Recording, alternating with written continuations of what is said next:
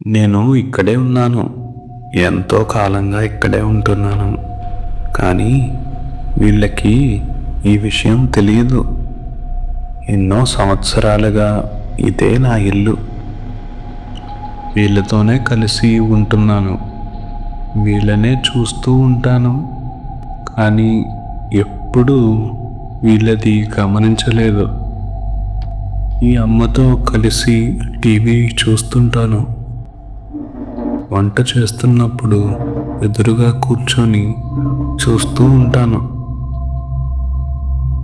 Cooker whistles లెక్క పెడుతూ ఉంటాను. అమ్మా, 10 విజిల్స్ వచ్చాయమ్మా, స్టవ్ కట్టేసిరా అమ్మా. అమ్మ అలా వెళ్ళగానే టీవీ రిమోట్తో అన్నీ మారుస్తూ ఉంటాను. తిరిగి వచ్చేలోపే మళ్ళీ సైలెంట్గా అక్కడ పెట్టేస్తాను. ఎప్పుడూ అమ్మని భయపెట్టాను. ఈయనే వాళ్ళ అబ్బాయి.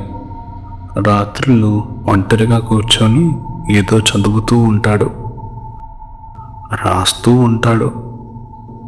నాకు చదవాలనిపిస్తే పేజీలు తిరిగేస్తుంటాను. ఎన్నో ఏళ్ళుగా ఇదే నా జీవితం. వీళ్ళు ఇంట్లో చేసే ప్రతి పని చూడటం. నాతో మాట్లాడే వాళ్ళే లేరు.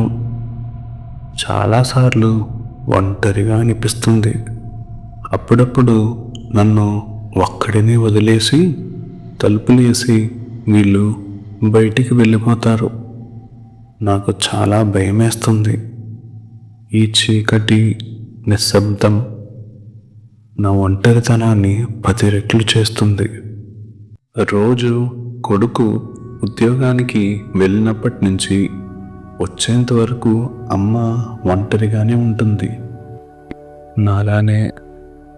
పోనీ కొడుకుకి పెళ్లి చేస్తే కోడలు వస్తుంది కదా, కానీ కొడుకు ఒప్పుకోడే. Love failure. రాత్రులు ఒంటరిగా ఏదో రాస్తూ కూర్చుంటాడు. ఉఫ్ఫో, నేను ఇలానే ఉన్నాను. నువ్వు దొరికే వరకు.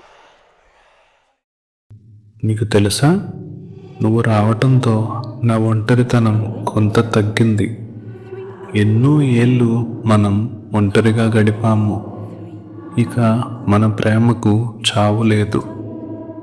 మనలాగే ఎంతోమంది ఈ లోకంలో మనుషులు తమను గుర్తుపట్టాలని రకరకాల ప్రయత్నాలు చేస్తారు. కానీ మనుషులు వాళ్ళ బిజీ లైఫ్లో అవేమీ పట్టించుకోరు. ప్రతి ఇంట్లో, ప్రతి చోట మనం ఉన్నాము. ప్రతి తలుపు వెనక, ప్రతి నీడలో ఉన్నాము.